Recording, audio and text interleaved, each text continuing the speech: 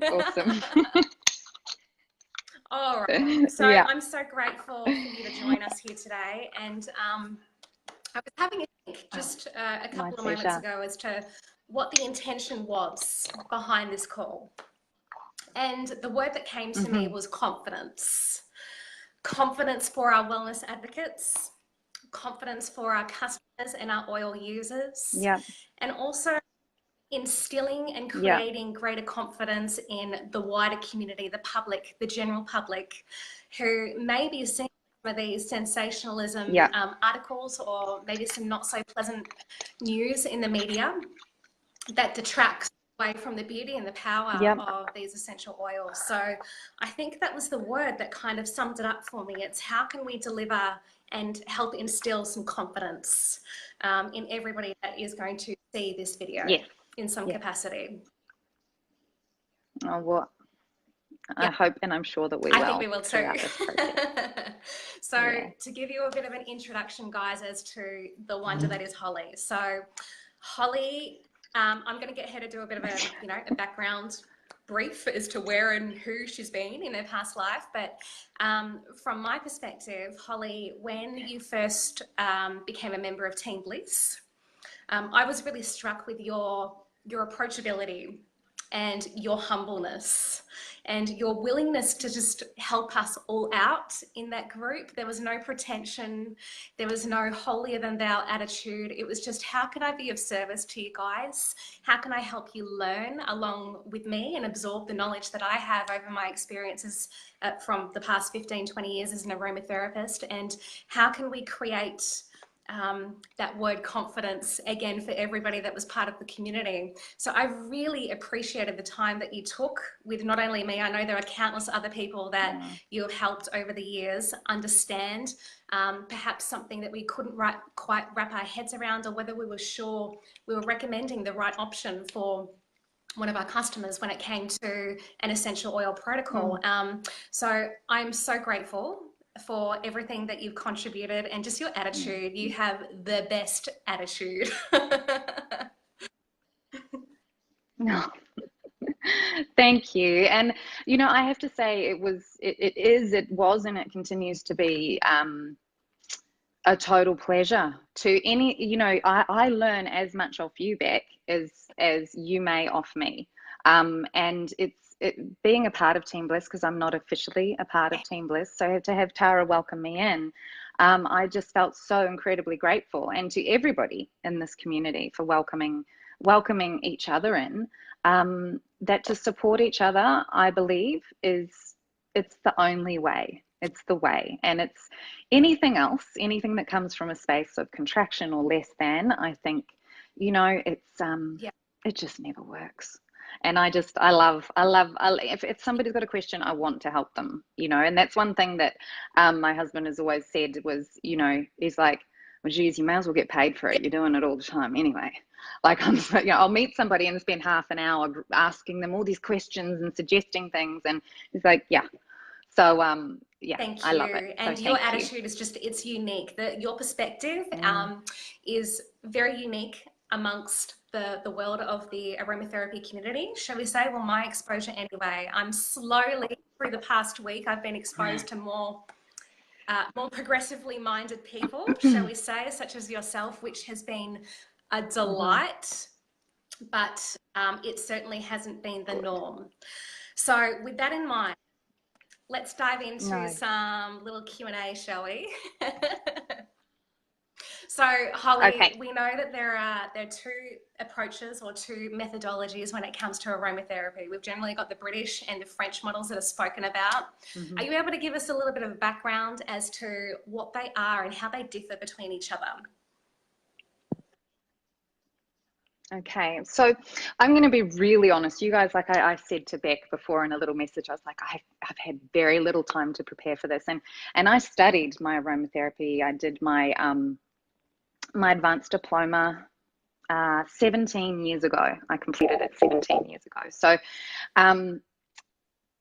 what I am realizing, because I know that this might sound a little unusual, but I've never been someone who particularly, I'm interested in the history of something, but I'm interested in where Mm. it is now and moving forward as well. And I've never been someone, if you look at our lifestyle, the way I've approached, so I used to work in the fitness industry as well, and my approach in the fitness industry, I've been one of these people that's never quite fitted into a box. I was way too holistic and way too not in the physical realm enough of the personal trainer. And as a yoga teacher, I've been way too interested in the science. And, you know, or not too, but just I've never felt like I quite fit it in. And I'm really grateful for that, because what it's allowed me to do is really learn and then gather the information and apply it in a way that I love. So I guess I'd say I've never really, like, I know, I'm going to be brutally honest with you, I know that we studied like the French and the English history. History's never been my forte. And I, so what I've realized though is that on reflection, because through having this chat with you, it's made me reflect on my study. And what I realized that at the Canterbury College of Natural Medicine, which was in Christchurch, unfortunately it doesn't exist anymore. I believe that it was in one of the areas that was really hard hit Okay. by the earthquakes and things. So literally it doesn't exist anymore. And I think that was a turning point for the college as a whole. It was run by very progressive educators. It was owned by a couple of sisters. We had massage therapy, reflexology, aromatherapy, clinical herbal medicine, all going on in the same natural college. And on reflection, I'm realizing how grateful I am for that, because we were a bit like how we are a little bit constrained within what we can say as on our social media, or what we should say on our social media and not say because of FDA regulations and TGA and things. What I'm realizing is that we were taught beyond the realm of the British model. And we touched into the French model more than in theory we should have. And I actually even went so far as to pull up the requirements for the study of, I did this a while ago, so I ferreted it out through my emails of what's required in New Zealand. And we overstepped the bounds, a little bit like us using the word antimicrobial. You know, we learned about things, and I had this beautiful lecturer, Susan, who she was pregnant. She was pregnant throughout our one of the years of study, and she was using every oil, pretty much. You know, there was no. She was like, look, you know, so they were already at a very kind of progressive state there. So to answer your question, though, the English is very much about topical and you know, aromatic uses of the oil. The French goes into more internal use.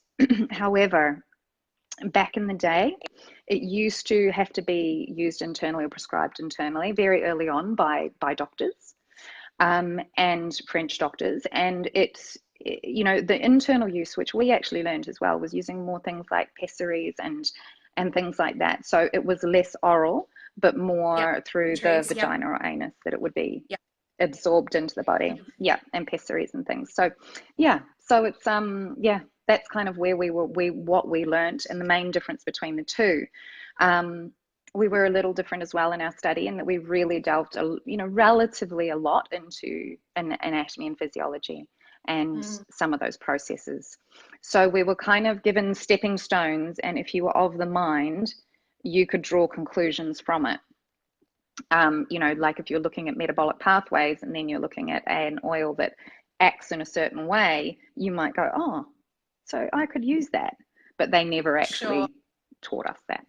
So yes, French, English, I guess you would say is the old school, very conservative, topical, aromatic only. French delves into a little bit of internal use, but at a very limited amount, and it was really only a handful of oils that were ever meant to be used internally. So what would you make of Dr. Kurt's comment that the British model is long on authoritative attitude and short on actual insight? 100% agree. I totally agree with it.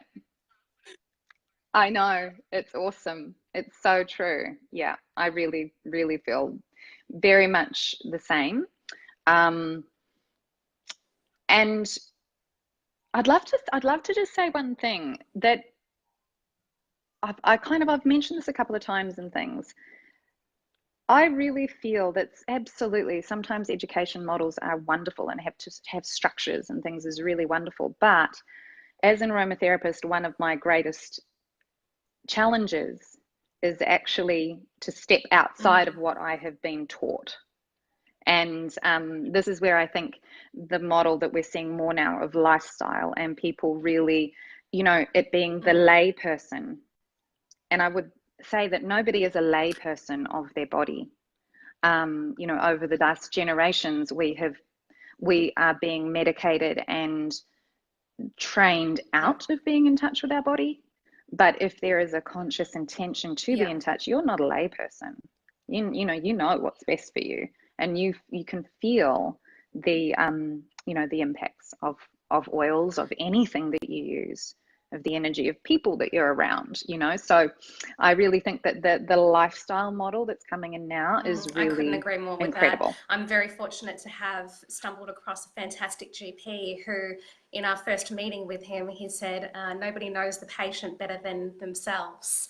And to hear a GP say that, just an ordinary GP, it totally blew my mind. Like, who are you? I've never heard that come out of a GP, and that was profound. And I agree. We're talking about this concept of an aromatherapy lifestyle, which is something that Dr. Kurt Schnellbaum, I don't even know if I'm pronouncing his name right, he advocates for strongly. It's he perceives the aromatherapy lifestyle as cumulative uses on a daily basis, no matter how big or small, that is creating cumulative health in the layperson, or you and I, as we speak of. And that also has a wide-reaching and profound impact on not just our health, but also the health of our greater communities as well. Less sickness in the community means greater productivity and all those other flow-on effects.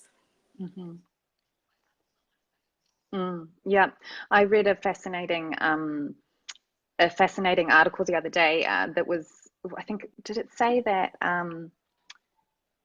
medical, what was it? What was the word? It's the third leading cause of death through medical, I don't want to say malpractice, it's like wrong prescriptions. Yeah. Do you know the word I'm thinking of? Yeah, it's incredible. And you know, so when we think about that, it's the third leading cause of death over cancers, over all sorts of things. You know, death is way down the continuum of somebody functioning or thriving. If you're like you're gone, you know, it's so far down. Yet we have these everyday interactions with hundreds of chemicals that are impacting on our gut health, our immune health, our endocrine hormone health, you know, and that all adds up to the health of our community. And I think that, you know, when people begin to really realize it, you know, I have a little 4.5-year-old boy, and his dad is you know, it's funny. His dad went, if I'm not traveling with him, he still collects all the little soaps and the things from the hotel rooms. And I'm like, dude, what are you doing? Because he's like, oh, it's just like a little thing. It won't make a difference. Like, no, it does make a difference. And, you know, I really feel that very strongly that the community of our health, the health of our communities comes down to those everyday little things. The health of our world does. So when we make those small changes, those cumulative changes, it really impacts us greatly, more than people, I think, grasp. Even more than we realize at the time. It's not until a year or so down the track and you have a look at all those small little changes that you implemented that you realize it developed into something quite significant.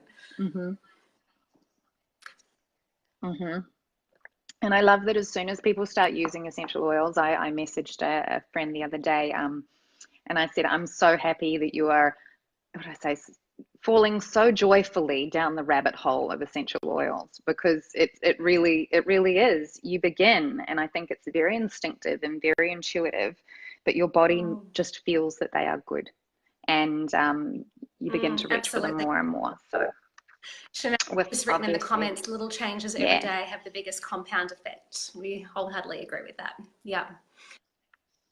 So Holly, how has they your do. your Yeah. approach to aromatherapy or essential oils changed over the years since the time that you began your degree to what is it now? How has it evolved? So I would say my background is possibly was a little unique. So I'm the daughter of a chemistry lecturer and a Wow, I had no idea. neurophysiology lecturer. So yeah.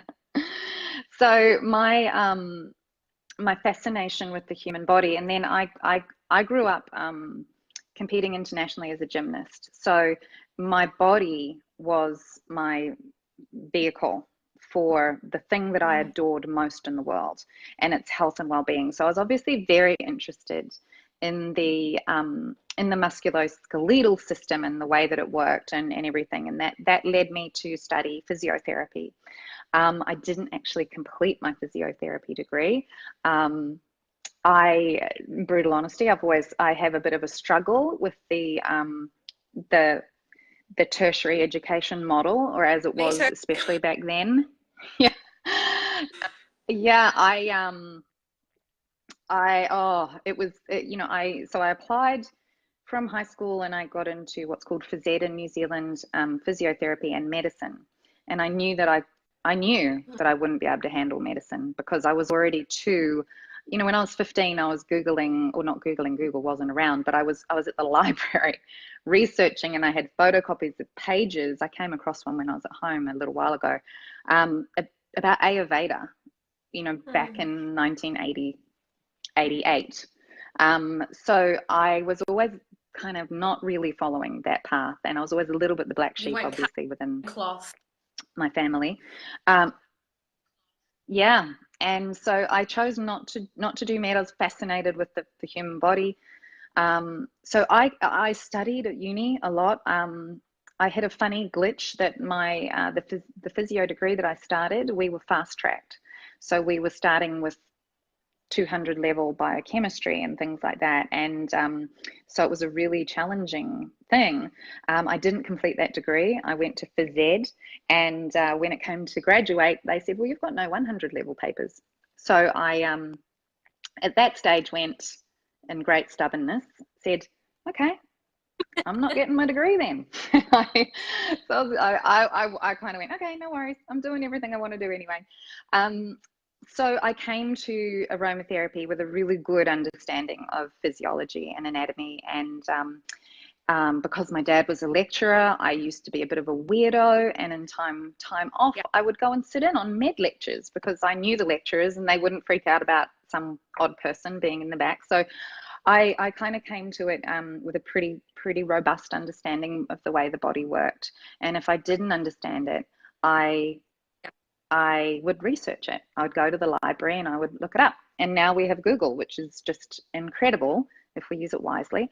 And it's actually something that I say to people who are offering guidance and things within my team. I say to them, like I have a gorgeous friend, Kerry, and she was reaching out to me for kind of suggestions a lot. And she said, honey, how do you know what to do? How do you know? And I said, well, one of the basics that I do is I always research whatever the disease is, or whatever the discomfort is, or the challenges that somebody is facing. And I look at it and I look for the systems that it's affecting. I look for how it's affecting those systems. And then at a very base level, you can begin to look at essential oils and work out what's going to support. And yeah, so it becomes a matter of constantly being a student of your body. And we've been trained, or a lot of us have been trained, to outsource that. We will, our guidance. We go to our doctors for 90% of our issues, when really it should be for 10 to 20% of our issues that we might go to a doctor. So we're used to just asking them and not taking that ownership of understanding the way our body works.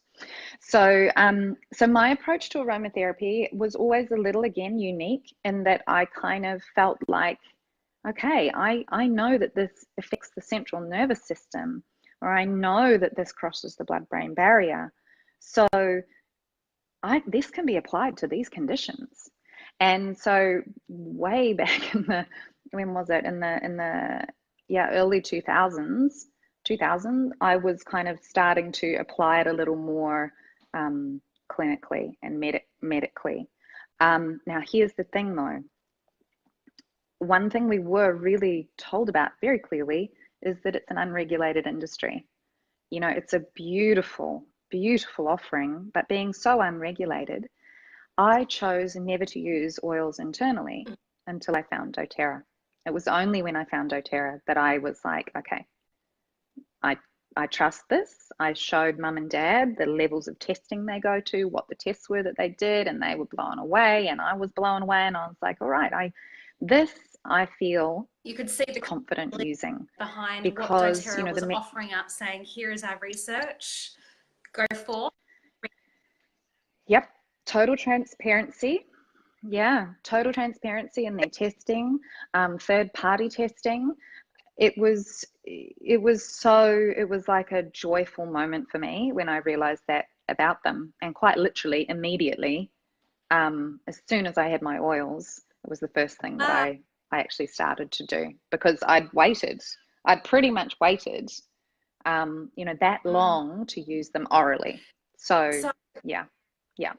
So suppositories and things, yes, occasionally, but as I'm sure everyone's aware of, the challenge that we have is that when an oil isn't pure, those impurities piggyback into our body on those essential oils and with those essential oils. So when we use impure essential oils, ones that aren't 100%, basically, I don't trust things other than doTERRA. We don't know what we're actually piggybacking into our body and into our cells. And I just had never used them internally, because I understood that. What I'm hearing is that transparency is really quite rare. From your experience prior to doTERRA, it's hard to get that level of transparency, and your experience with essential oils was that there wasn't enough confidence behind the testing that was available on those products. Yes, absolutely. It was, most of the oils, if they were tested, were in-house testing. And that for me wasn't enough.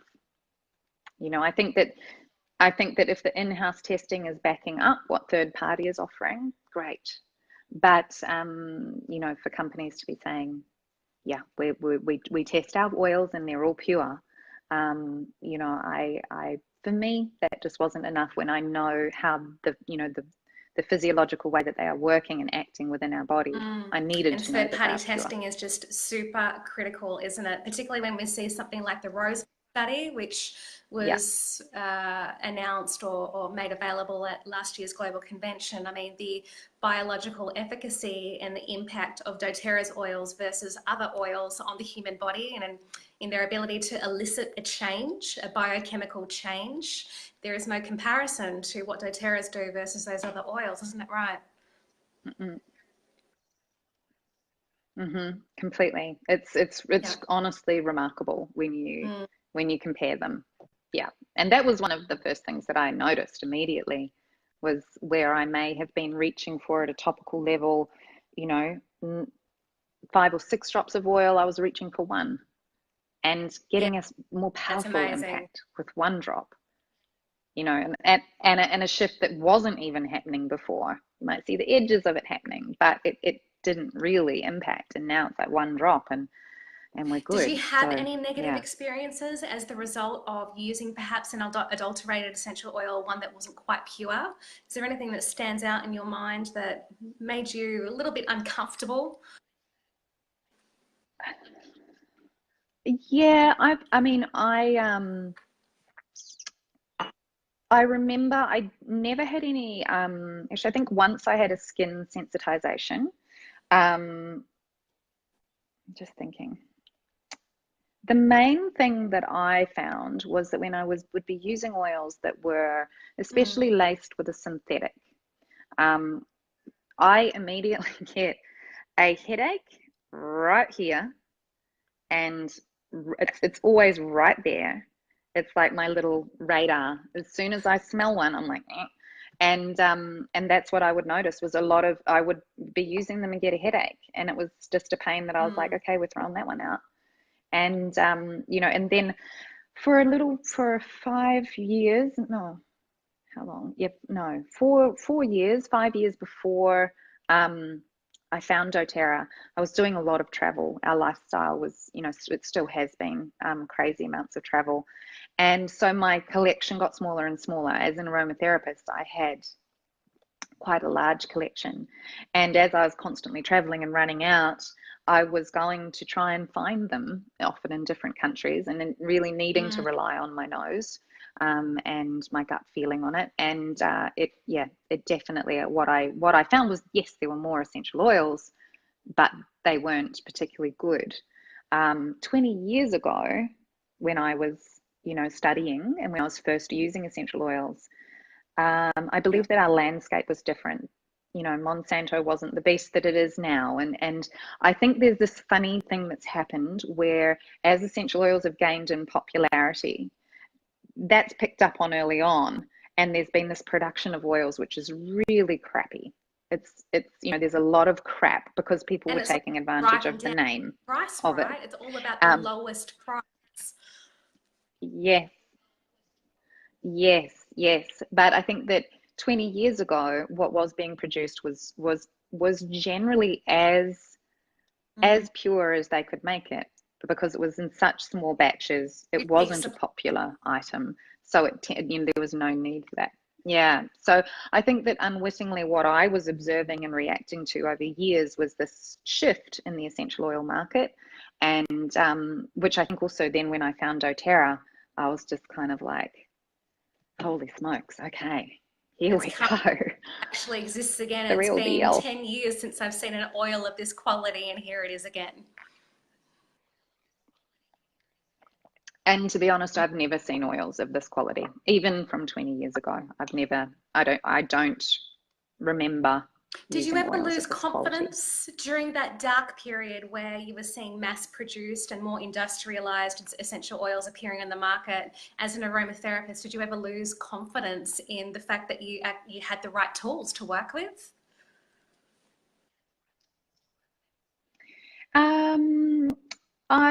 So at the same time, when there was a lot of travel going on, just because of the nature of that, I was still using them a lot and applying them as much as I could into my my sessions with people and my work that I was doing as we traveled around. But this will sound probably really fascinating. Well, I don't know what it'll sound like, but I've always believed that there would be the evolution of doTERRA. I can't even remember how long ago it was, but I went and saw an Aboriginal healer here in Sydney, and I went and saw him and had like a 2-hour session of healing with him. It was mostly energetic stuff, but at the end, he said to me, hold on a minute. I was walking out, and so it was 9-10 years ago. He walked out into his back little room, came back, and he had this little bottle of oil, and he went, I just got given this by a friend. It's a company called doTERRA. I think you're going to have something to do with them. And he said this is one of their he had one of their first ever bottles of oil. And I'd forgotten about that. But then I make notes. I'm a book person, and in the process of Barton and I putting stuff into storage here, I found some old books, and I found a book that was from that time, a little journal, and I'd written down the name doTERRA. So I you know, I've always felt sure that it would come about, And I guess I was relieved when I So found out. Holly, what I'm hearing is that you really are one of the true pioneers of the aromatherapy industry right here. You are going to be responsible for changing the shape of Um, how this looks for so many people. we all are. That's the thing. We all are. And, the fact that I have a little few letters behind my name is, it makes no difference in my experience or my ability to share, which is, what we are all doing, especially as wellness advocates. We're sharing our experience, and we're sharing, hey, I came across this incredible article. I came across this incredible study. This has been my experience. This was my mum's experience. This was my friend's experience. You don't need letters behind your name to do that. And we're all doing it. And we do it through the example of how we're living. Our everyday is what's going to make the difference to everybody else's everyday. It's a blessing and a curse to travel so much, but I have so many people that will walk into a hotel room that we're at and be like, what is that smell? And they might be the cleaners and things. And I literally have, I returned back to a hotel once, and one of the cleaners had come in, and she said, do you want me to spray the room? And I was like, no. And this is a little hack. If you travel, put the do not change the room sign up on the outside of the door. Excuse me, I'm just fixing up my singlet. And don't take it off unless you're there for like 2 weeks or something. Just don't take it off, because what they use in the rooms, on the sheets, on everything, I just where you sleep in the bed and that's it. It's if you need to change the sheets, of course you do that, but it's, don't expose yourself every day to this incredible load. And actually, she said, why do you not want me to spray it? And this cleaner, and I just said, well, this is what happens, and this is what it kind of does to our body.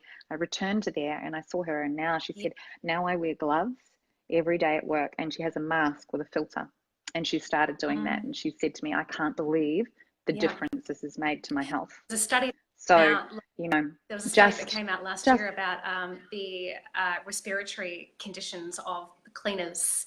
Do you remember seeing that? Yeah, and yes, was that the and how Norwegian high the one? rate of respiratory illness because of the chemicals that they were being forced to use in their cleaning. And they said that it, not in its cancer and its carcinogenic effect, but it was the equivalent to smoking 40 cigarettes a day.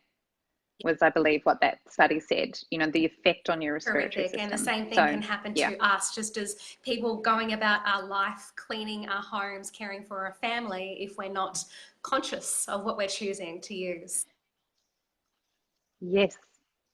Yes, Amazing. 100%. So did you have, actually first, what was your initial opinion of the business of the model of doTERRA, of purchasing your oils of the most remarkable quality through a network marketing company? Did you have any initial reactions around that? Any hesitations? You know what? I didn't, because so the way that I came across doTERRA. So first of all, there was the Aboriginal healer, but that I remembered way after, once I was already, I was like, hang on. Then an odd thing, actually, it was only maybe a year ago, I opened up my old computer, and in my email, I just searched doTERRA, and I actually, I'm kind of like, crap, I should have got on that wagon earlier. Somehow, I don't even remember doing it. It was when I was pregnant with Lion. I opened a retail account with doTERRA. So it came up with this ID number that was like 200,000 or something. So we're now at, what are we at now? Or something. Are we at 7 million. 7 million? Yeah, 7 million. So yeah, so I had this number, and I actually rang member services, and I said, is this being put underneath somebody? Is this a part of somebody's tree? And they said, no, because you never actually made a purchase.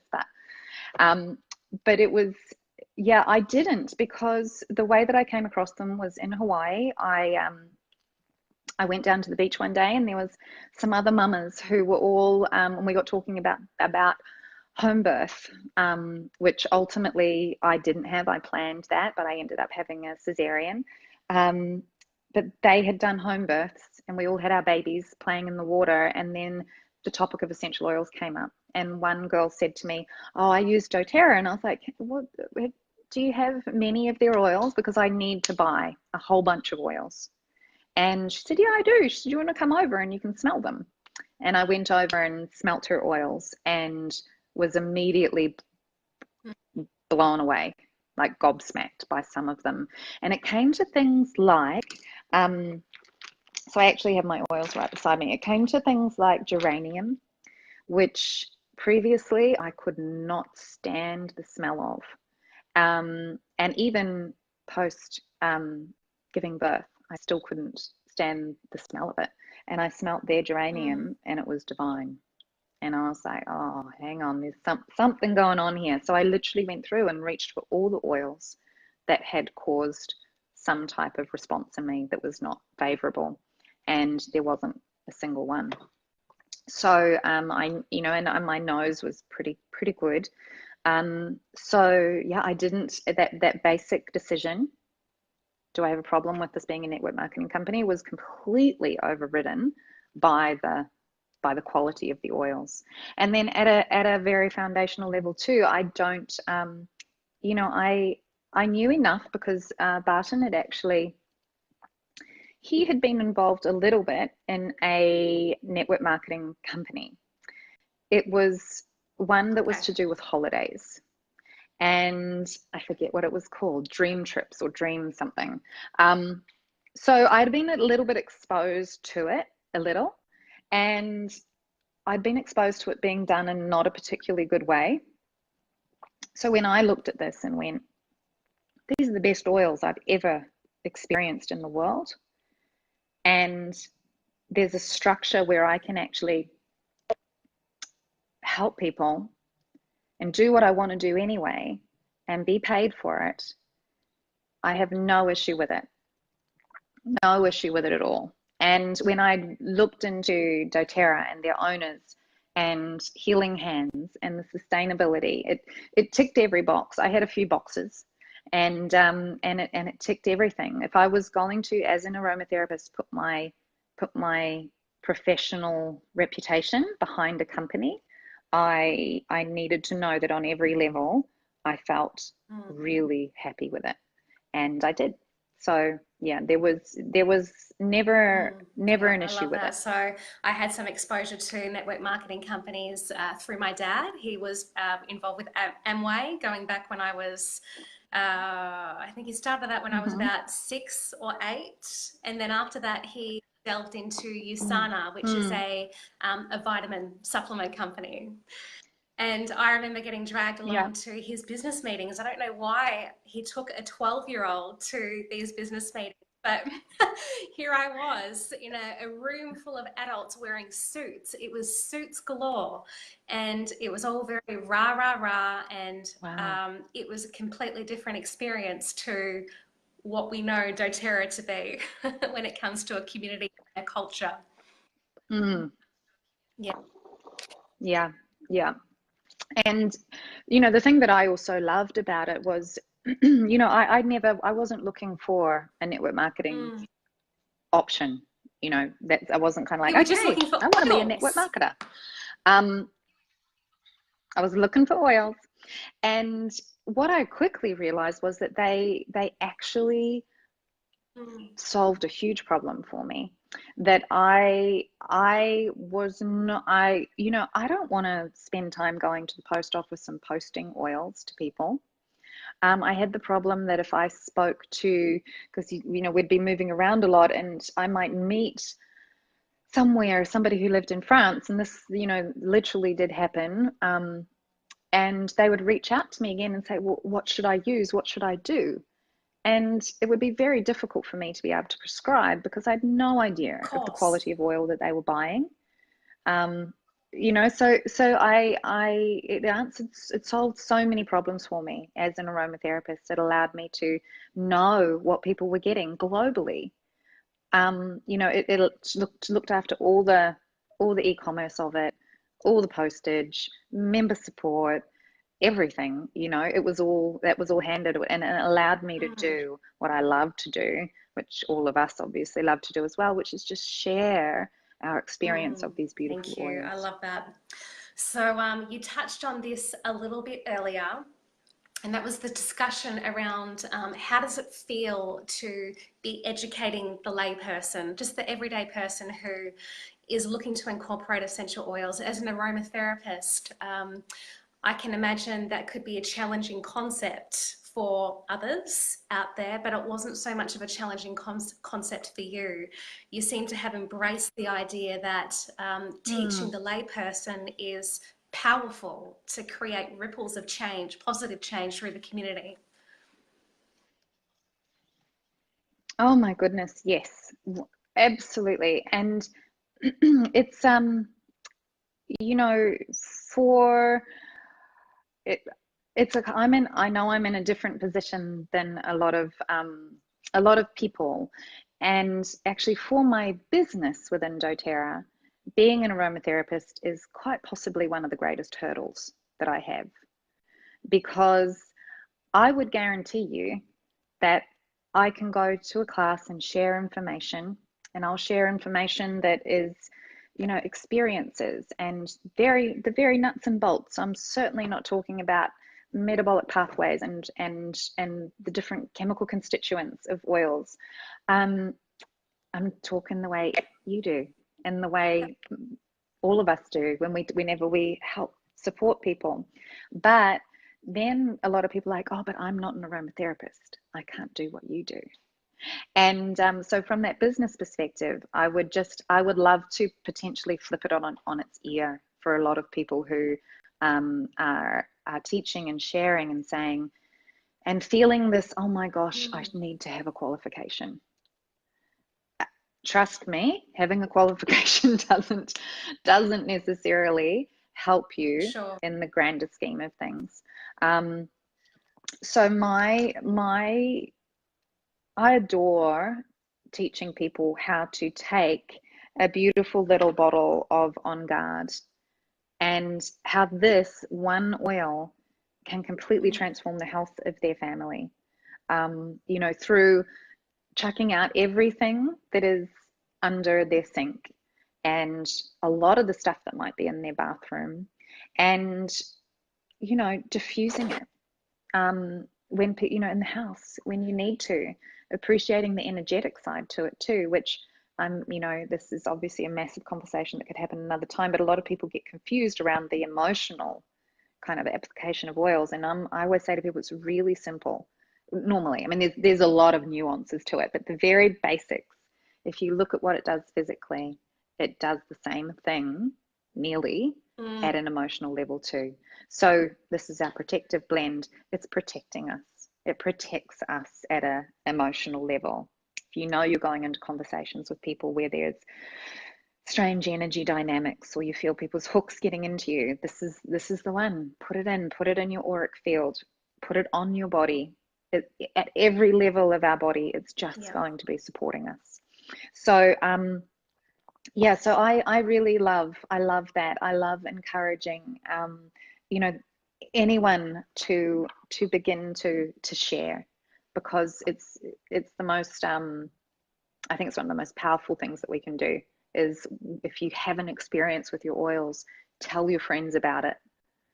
Because if we can begin to offer options to non-steroidal anti-inflammatories, you know, our aspirin, Dispirin, Nurofen, all of these things, my goodness, that alone can transform people's health, their gut health, that affects their mental health, you know, immune system. It's like, Agreed. it's And massive. Tracy's just, you've really hit the mark with what you've just said there, Holly. So Tracy's just commented that that's been a big hurdle for me. I have to know it all and be super educated, or I know nothing and have nothing to impart to people in my life about oils if that's the Mm. case.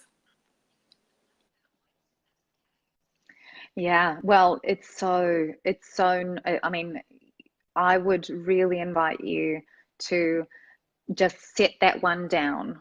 Just if it's feels like a heavy backpack on you, just Yes, take it off and rest it for a while. You don't even have to throw that backpack away, but just rest it and just, you know, try out feeling into what it's Yeah. like to know enough.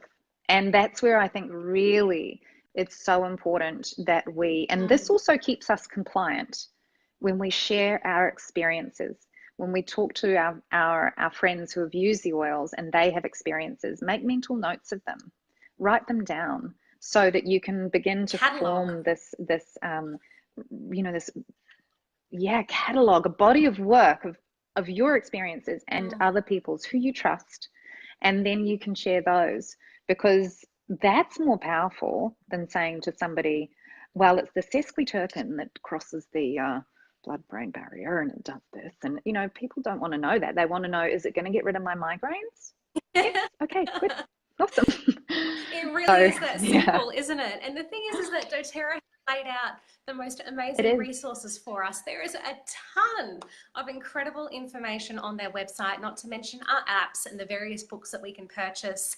We are well provided for, and you don't have to feel like you have to Yep. be knowledgeable about all the things, because you're simply going to direct them to where to find that information for themselves. And that's really important.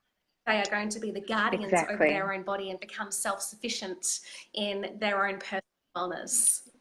Yes. Yeah, it's always been a bit of a kind of MO of mine. Even so, in New Zealand, I was one of the first personal trainers in the fitness industry within New Zealand, way back in the like early 90s, 91, 92, I think. Um, and I remember that kind of, there was a lot of trainers who were like, oh, just don't tell them too much, and then they have to keep coming back to you. And I remember back then going, no, I want to work myself out of a job with people. I want to educate them to the point that they no longer need me.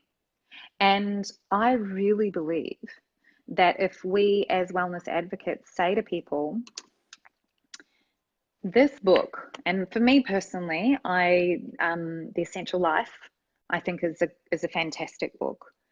I recommend to people, I basically kind of say this is a non-negotiable. And it's actually my intention right now to, or perhaps at convention actually, I'm going to buy like 30 of them and have them here for Yeah. people to buy from me. I hope, you know, and I know that one day soon, when I am a blue diamond or a presidential diamond, that like some of the presidential diamonds I know, gifting one of those to people when they join will be one of the first things I do, because I really believe that when we empower people with the knowledge, but in this instance, we empower them with the knowledge through books, through here's this website, you go here, because that, you know, that old adage, Yes. it's teaching people how to fish, and rather than, yeah.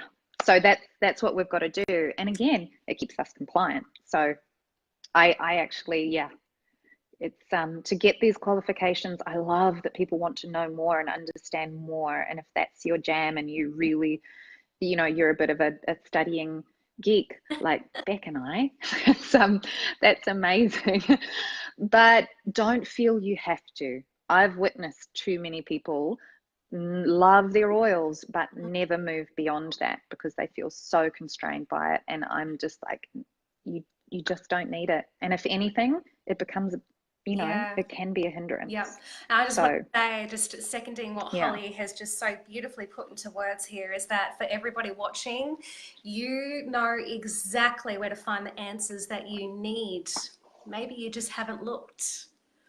Okay, that's one of the best and most powerful things yeah, that you can do, is to actually take that action of seeking them for yourself first before asking somebody else.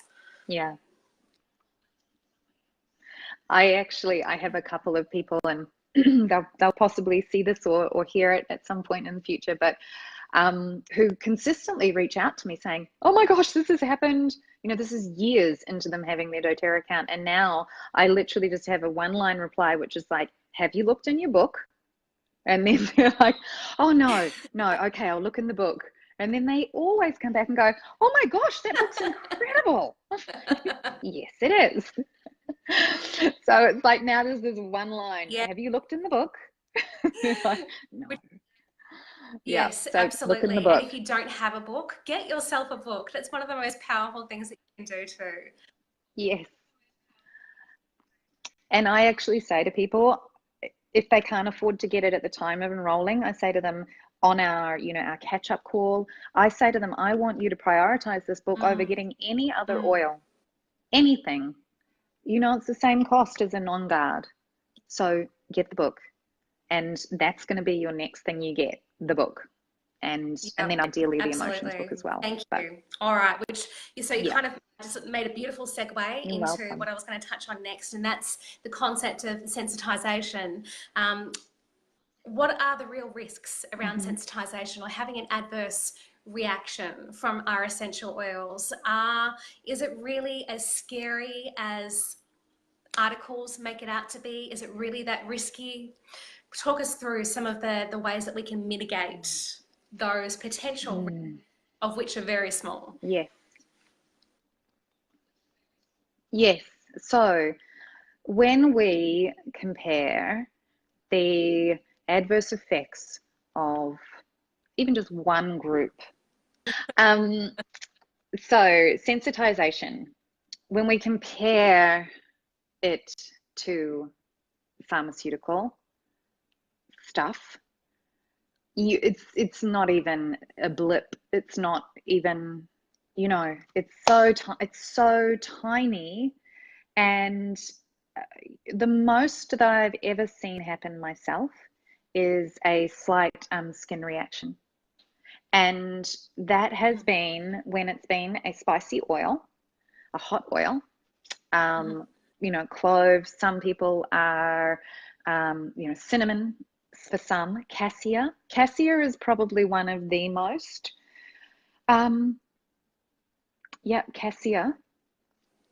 A friend of mine, actually, the one that just tried to call me, she had a skin sensitization on her arm when she put some cassia on.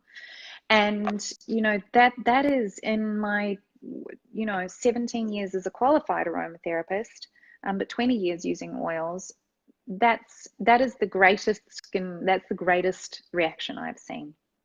Mm. The only other one that I don't believe is actually the oil, because I have masked the oil and masked it, and amongst other ones is actually my husband, who just makes a bit of a fuss about lavender sometimes.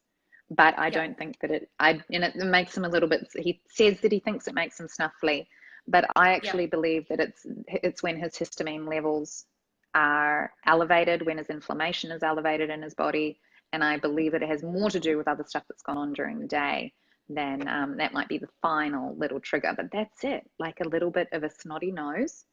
Um, Yep. and a little bit of skin sensitization. So the ways that we obviously avoid that is to dilute our oils.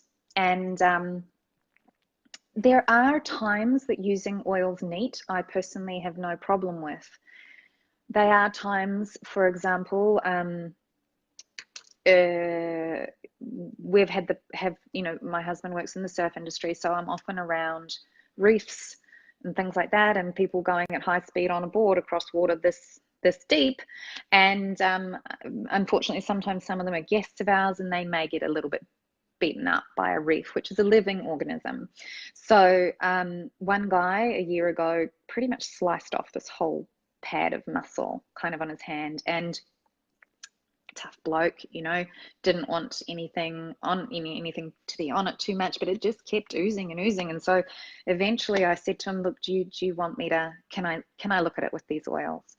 And I just dropped Melaleuca or tea tree straight onto it, neat. Tea tree is incredible like that for disinfecting at really beautifully. And I think that neat is absolutely fine. I've done that with my son whenever he has a cut. It doesn't sting. You put On Guard onto an open wound, it'll sting. But Melaleuca is so powerful and incredible at that. So I put that on neat. I then put drops of helichrysum on neat. And we literally watched the bleeding stop. It had been oozing for so long, and you know, the helichrysum is known as liquid stitches often, and it's remarkable, master healer. So that you know, there are times that I use it neat, but otherwise always dilute. And the reason is that obviously it contains, our essential oils are so volatile, which is why, you know, I could open a peppermint and somebody can come through the door 5 meters away and be like, whew, peppermint, you know, and you smell it and it's beautiful. So it is very volatile. When we put it into an oil, we contain that a little. We're still going to smell it, but we're not losing a lot of it from the body heat up into the air. So it doesn't flash off exactly. So diluting makes sense like that. It also helps to hold that oil locally in tissues. So when you are looking to treat a rash or something, or a scar or anything, a mole, you know, you're wanting to treat something like that, to use a carrier oil makes complete sense because it contains the oil locally within that tissue. It also decreases the risk of sensitization, obviously. So diluting is really important. Patch testing, you can do a little patch test. If somebody's going to flare up immediately, it'll flare up.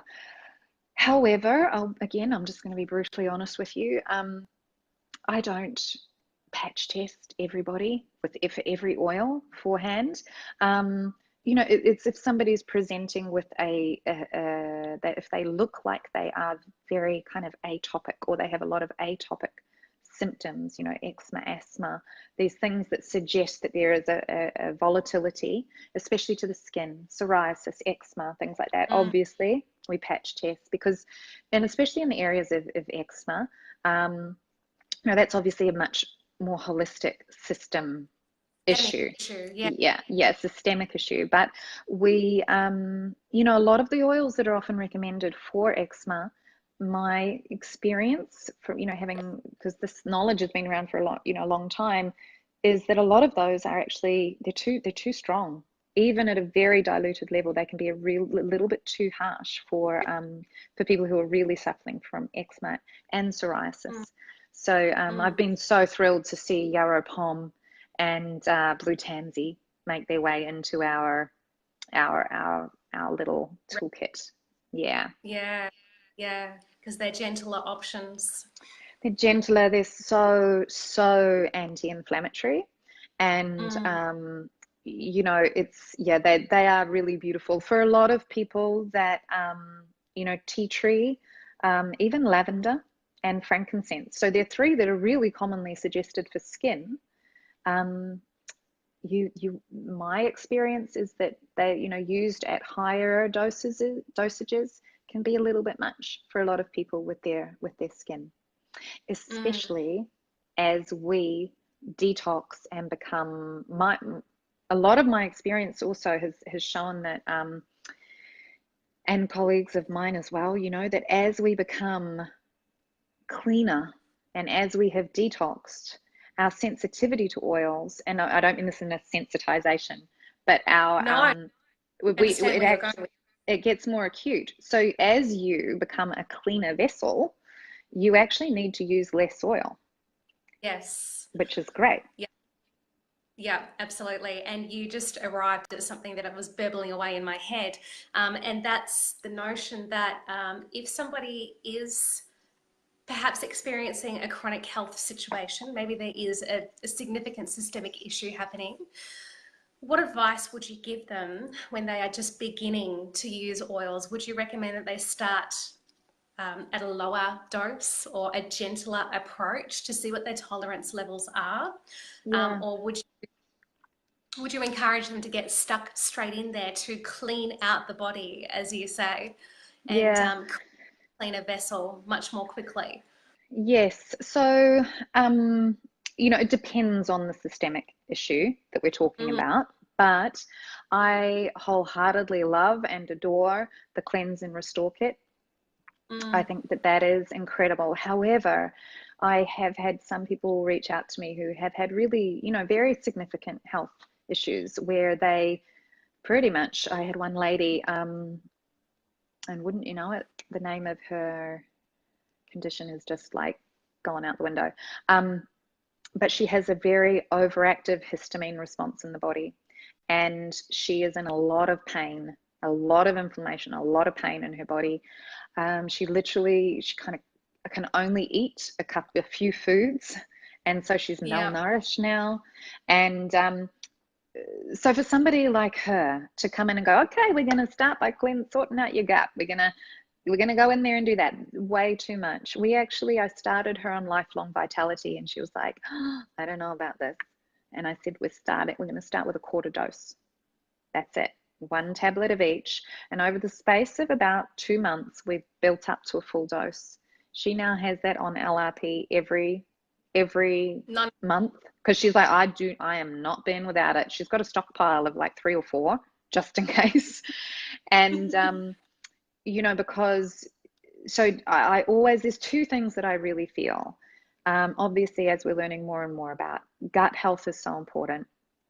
As women, liver is, as a human, but I think especially as women, especially when we look at, perimenopause is now generally accepted to be occurring for 10 to 15 years before the cessation of periods, and then 10 to 15 years after. So it's not kind of like I've stopped bleeding, it's done. No. It's like, no, we actually have this kind of 30-year of the beginnings of transition. So and throughout that, our liver is one of our most important organs, for detoxification and for so many processes in the production of glutathione. And so when we reach for our oils that support our liver, like our citruses and things, we're really enhancing our own body's production of glutathione. And that I find to be really great, to just the simple thing of saying, just introduce lemon into your water and just drink on that throughout the day. Pop 1 drop of lemon into your big glass or metal water bottle and drink on that throughout the day.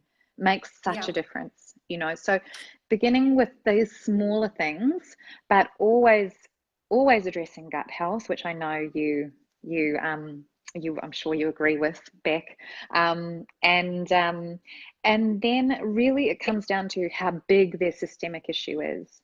Some people, I think, if there's a lot of inflammation, as I said before, a lot of inflammation, and when you talk with them, if everything is aggravating them, I would start for maybe a week or 2, just start lightly.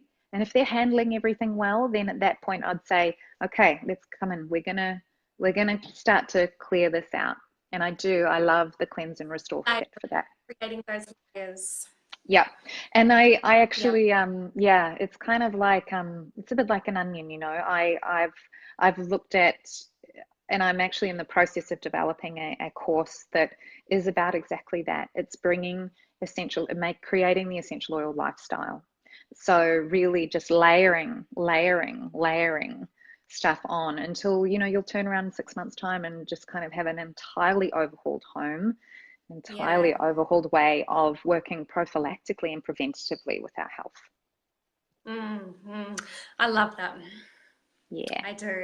And that's going to be so powerful, because I think for so many people it can be incredibly overwhelming when they're pondering where to start. I've got all of these things that are wrong with me, or that need addressing. Do I do them all at once? No, we don't want you to do them all at once. Just start with what's achievable and manageable for you. And then, like you said, we're just going to start peeling back the layers of the onion, or layering in different oil experiences for you, or protocols that are going to cumulatively help to get where you need to go. Yeah, exactly. The basics of lemon or a citrus of some kind in your water or under your tongue. I love pink pepper too. I love and green mandarin. Yes, so good. And then, I'm a lifelong vitality lover. It's, I wish I could show you right here. It's just oils, doTERRA supplements, and medicinal mushrooms. That's all that's there. And actually, it's one of the reasons why I adore our Mito 2 Max, because it's got those beautiful mushrooms in there as well. So this is an incredible supplement. I've been watching and reading some stuff recently about how mitochondrial health is basically that at a cellular level is really the precursor to everything. And so this, we're looking after our mitochondrial health, which is amazing. Yes. So I recommend everyone grab that one.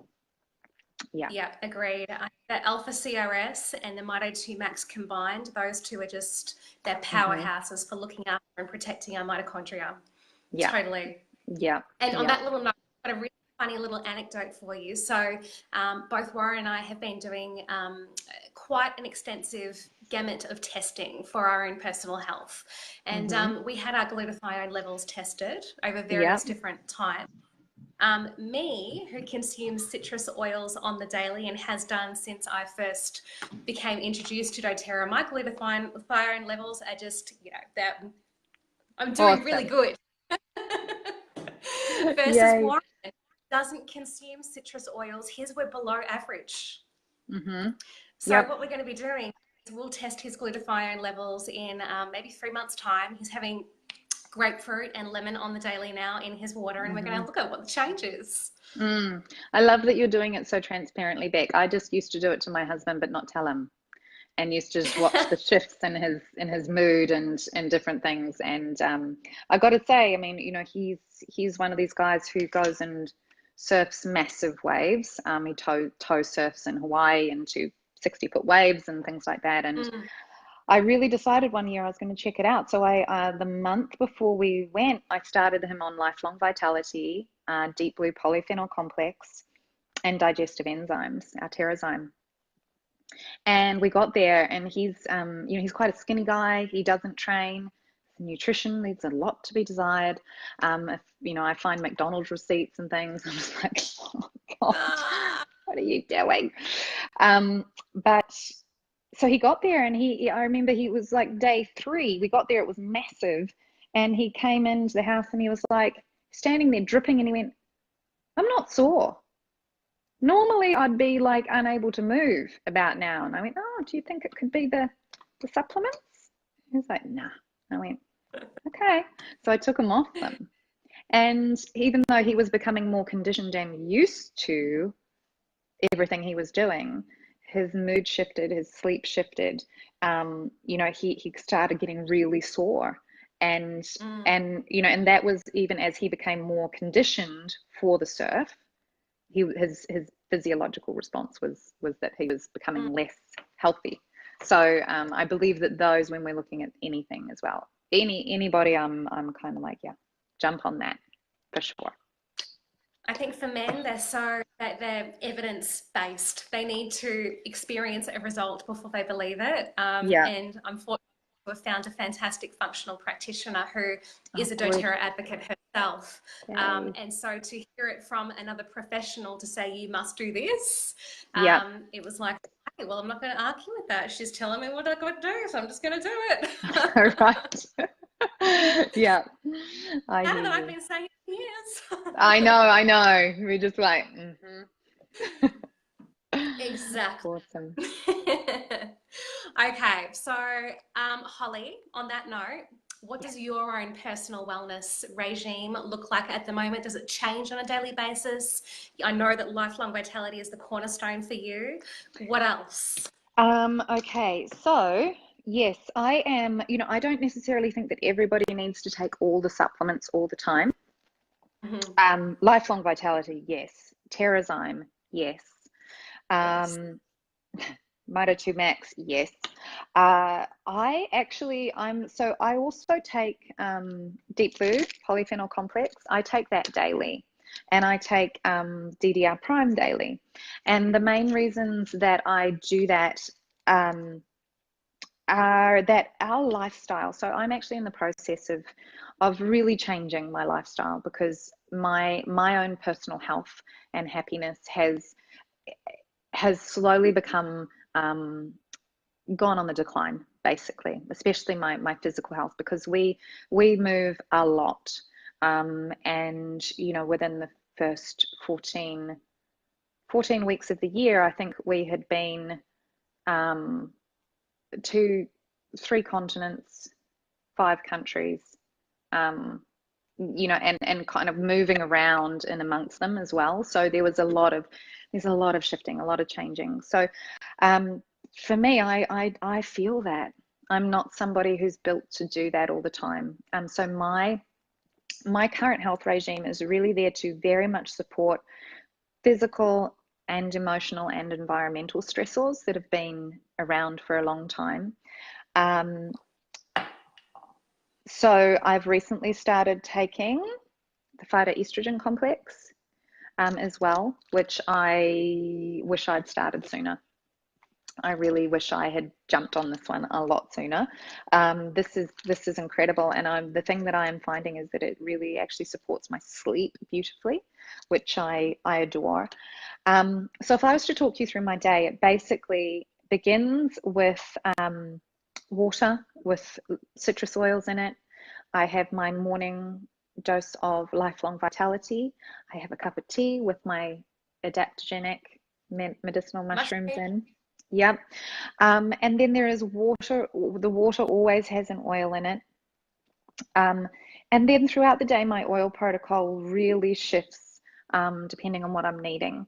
I have a little, one of these that goes with me everywhere I go.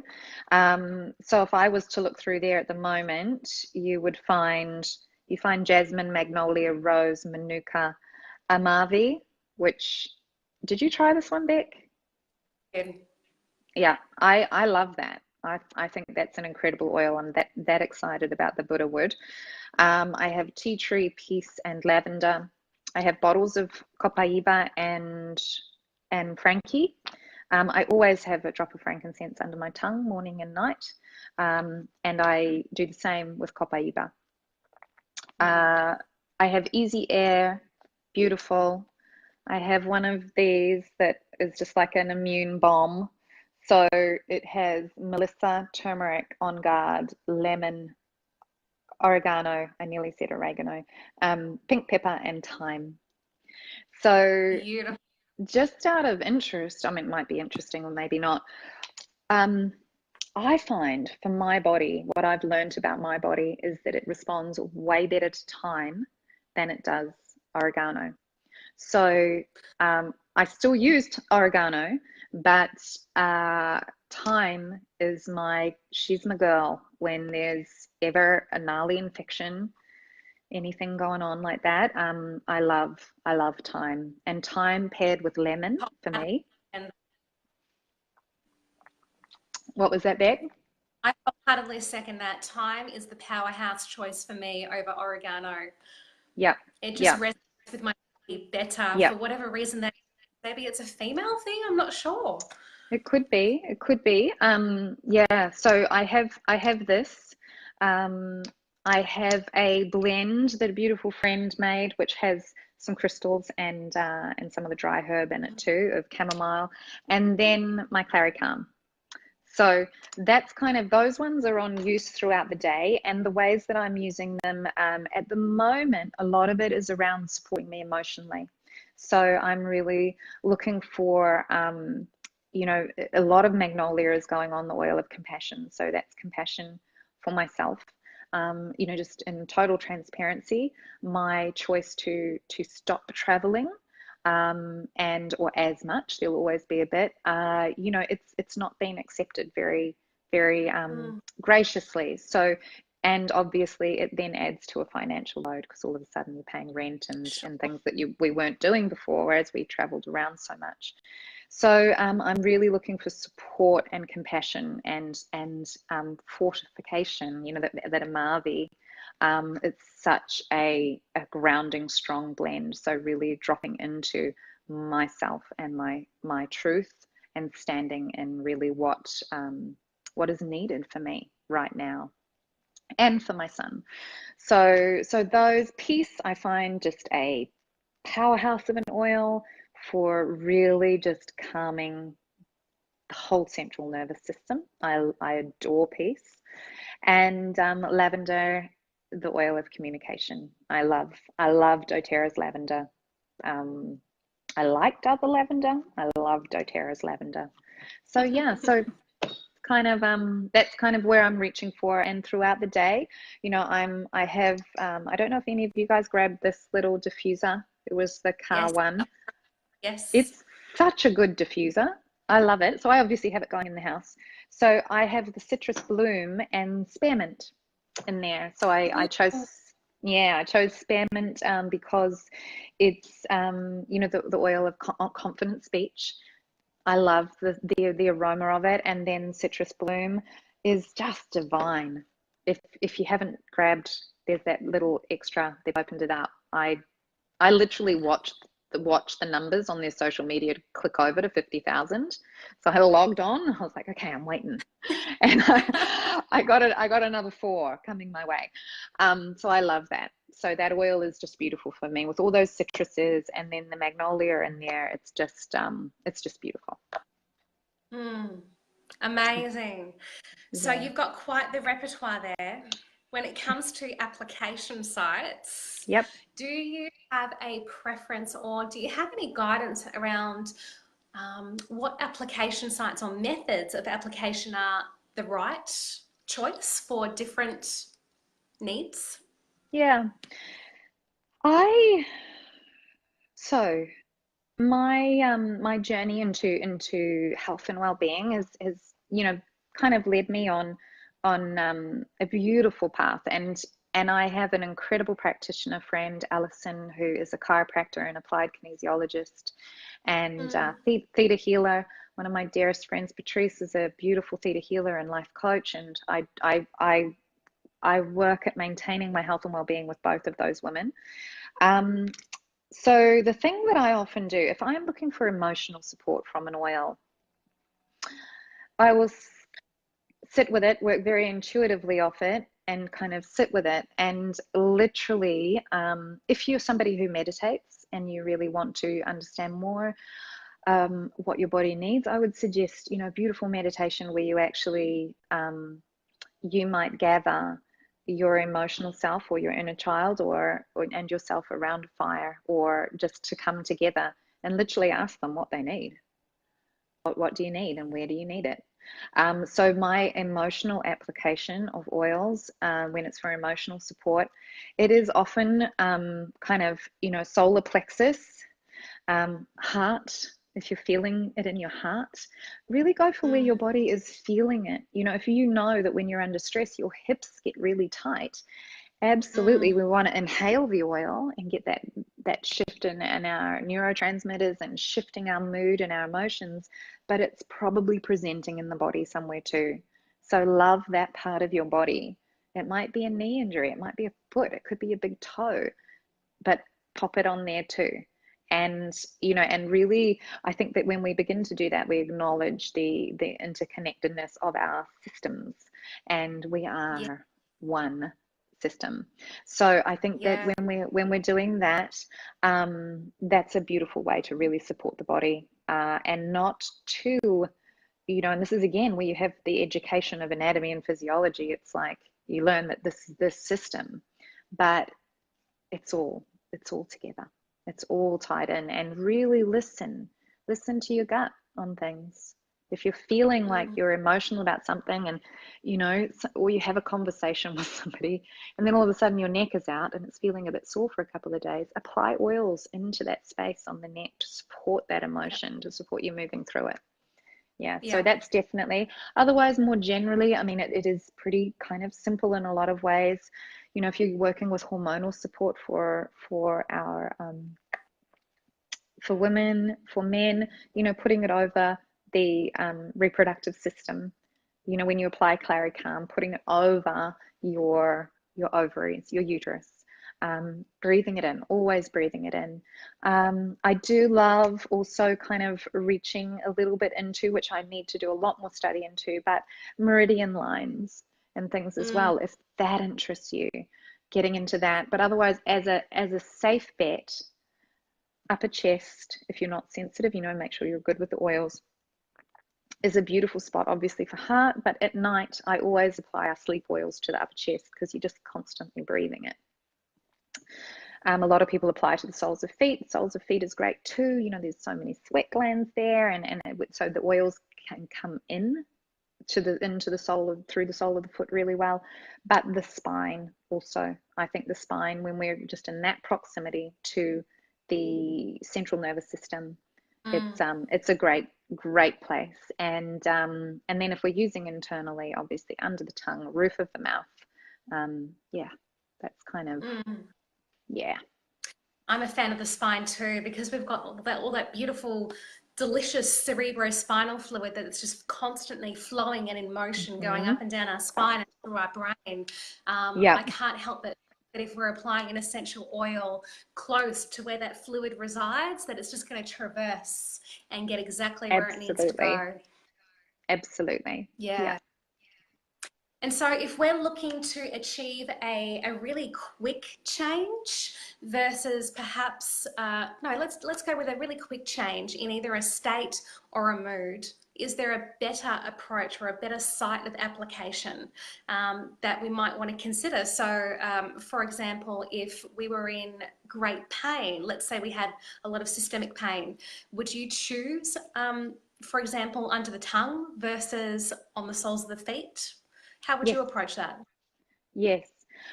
So when it's things that is really acute, and especially when it's pain, that's one of the instances where if you use oils, regularly, you want to nab that, and the simple matter of breathing an oil in, when my little boy broke his arm.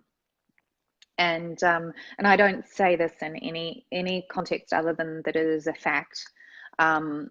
He actually hasn't used a pharmaceutical pain relief or an antibiotic or a antifungal cream or anything like that. He hasn't used pharmaceuticals, including when he broke his arm. It was his choice.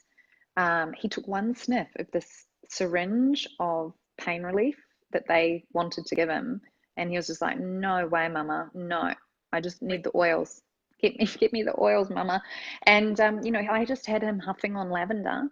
I applied the lavender to his spine, all over the upper part of his arm and onto his hand. So he broke part of his humerus, the lateral condyle, the outside part of the bottom of his upper arm bone. And we managed his pain quite literally using lavender, and I had some copaiba with me as well, so we used some copaiba too. So were he a little older, had he gone through puberty, I would have been popping drops of both under his tongue, because yes, through that mucosa, it's so powerful. It's incredibly powerful. Thank you. You are welcome. And I picking up on is that never underestimate the power of just the smell or the aroma of an oil. Sometimes that is all we need. It's just as yes. And internally, I've seen the studies that, I don't know if you've seen the study Becca Hinsey was talking about. I've got it somewhere, showing that 2 drops of lavender oil taken internally can be as effective as anti-anxiety medication. Yes. So so then inhaling lavender, it decreases pain perception incredibly. Like it's remarkable. And then copaiba, I honestly think copaiba is like I know it's quite honestly I believe the most medicinally remarkable oil that I've seen for people. Just its profound effect on the nervous system just frees the body up to operate the way it should. So that it's meant to, just by lowering cortisol levels, allowing hormones to begin to function properly. It's remarkable, let alone with pain relief and inflammation and things like that. So yeah, it's a very oil to talk about compliantly, isn't it? Yes. Yeah, I have conversations with people, and then I'm like, that's like, okay, I'm gonna go and Google it, and I'm like, Okay, Google it, but just know you're not going to find anything of what I've told you because it's, yeah, hopefully that'll shift for us soon. I really hope. I hope so Yeah. too. We'll find a convention, hey? Yes. Yes. Well, my love, I'm really conscious of the fact that we have now been chatting for an hour and a half. Oh my So this gosh, is a really? long conversation. Oh, it's been so good talking to you. But for another hour, quite easily. I know, me too. So with this in mind, being mindful of your time, do you have any parting words of wisdom or encouragement for perhaps the person that is just beginning their essential oil journey? What would you like to say to them? I would say to them, thank you.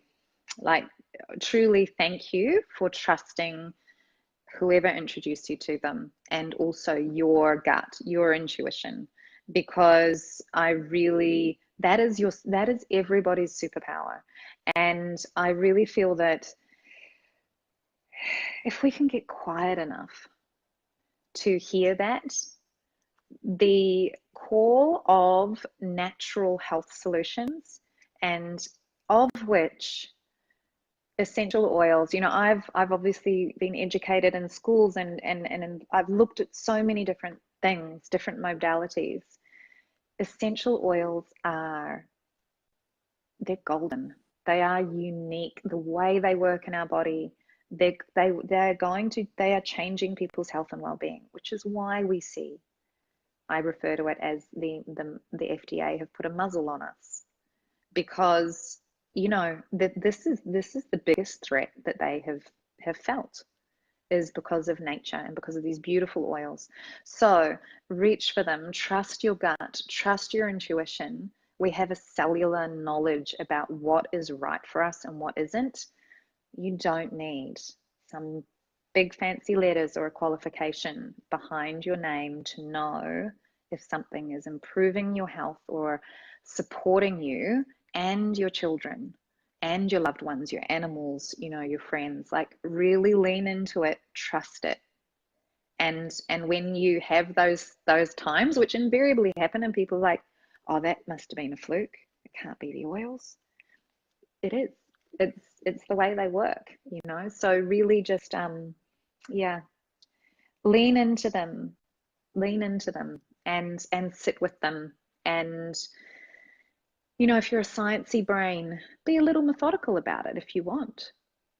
Let's just go, okay, I'm going to introduce lemon for a week, and I'm going to do this, and make note. But yeah, just lean in, and read and trust the wisdom of your body. It's more than any qualification that anybody could give you. Mm. Amen. You are magic.